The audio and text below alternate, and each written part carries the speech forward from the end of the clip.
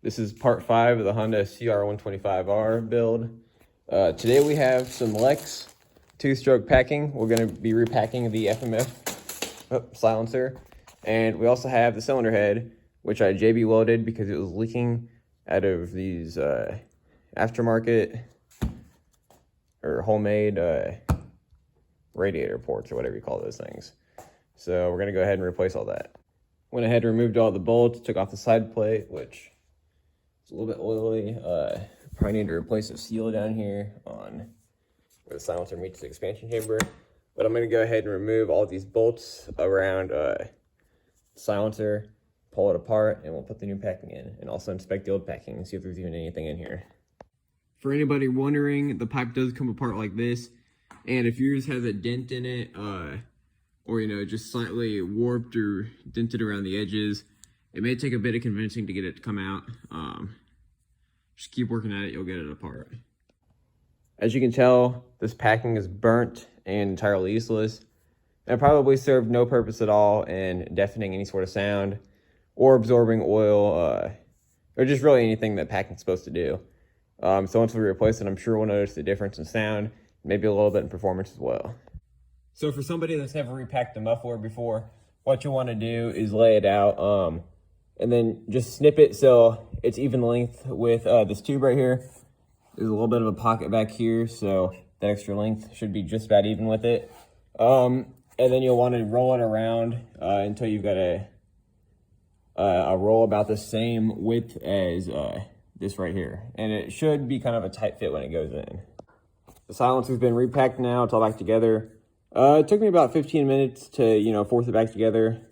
It's got some bent lips around the edge and all that, so just a little bit of a tighter fit. That's basically all I have to say about that.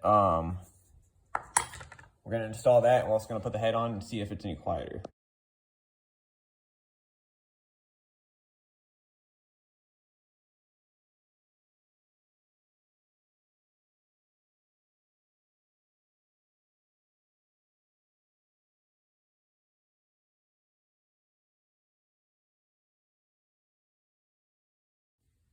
So the cylinder head is all back on.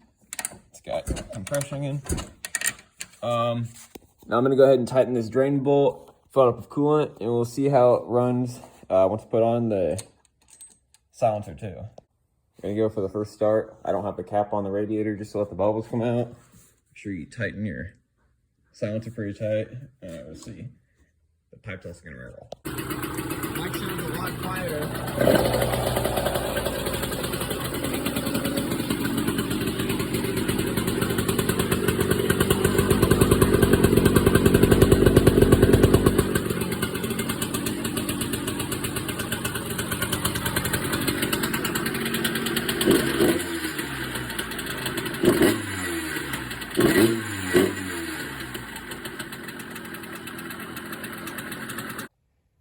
So the bike is not leaking any oil or coolant. It's running good. Now the next step is to find out if there's an air leak anywhere.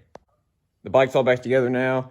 It's running good. I did richen up the mixture just because I want to see if that has anything to do with the fact that it keeps eating pistons. The cylinder is going to get replated next time it's ready for a top end. But until then, we're going to see how it runs. I'm going to take it down my driveway for a second so you guys can hear it, and we'll go from there.